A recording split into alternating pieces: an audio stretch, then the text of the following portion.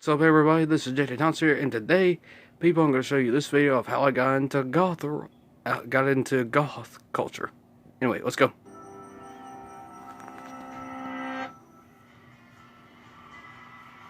What do fans of atmospheric post-punk music have in common with ancient barbarians?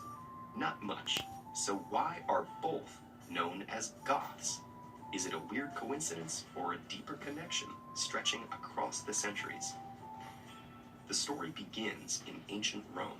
As the Roman Empire expanded, it faced raids and invasions from the semi-nomadic populations along its borders.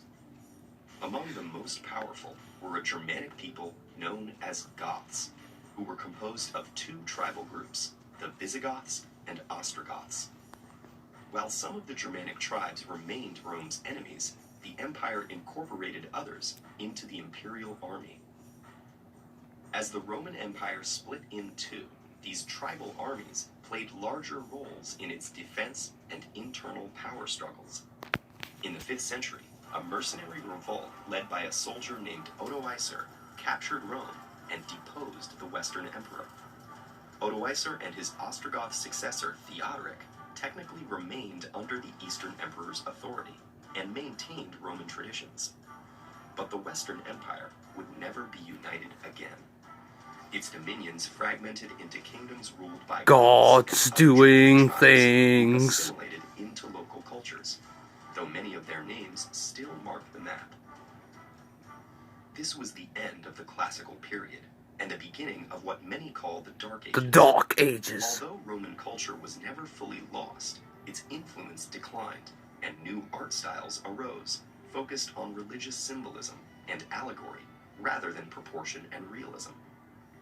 This shift extended to architecture. Sorry about the camera, guys. I'm trying to hold this thing as best I can. In France, in 1136, Fonts. Oui. Pointed arches, flying buttresses. Okay, makes me want to go take a pee-pee in Made the France. structure more skeletal and ornate. That emphasized its open, luminous interior rather than the sturdy walls and columns of classical buildings. Over the next few centuries, this became a model for cathedrals throughout Europe. But fashions change. With the Italian Renaissance's renewed admiration for ancient Greece and Rome, the more recent style began to seem crude and inferior in comparison.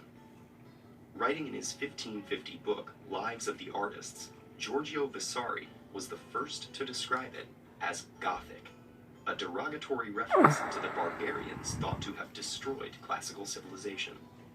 The name stuck, and soon came to describe the medieval Oh, I love that architecture. with its associations of darkness, superstition, and Darkness. simplicity. But time marched on, as did what was considered fashionable. In the 1700s, a period called the Enlightenment came about, which valued scientific reason above all else. Reacting against that, Romantic authors like Goethe and Byron sought idealized visions of a past of natural landscapes and mysterious spiritual forces. Here, the word Gothic was repurposed again to describe a literary genre that emerged as a darker strain of Romanticism. The term was first applied by Horace Walpole to his own 1764 novel, The Castle of Otranto, as a reference to the plot and general atmosphere.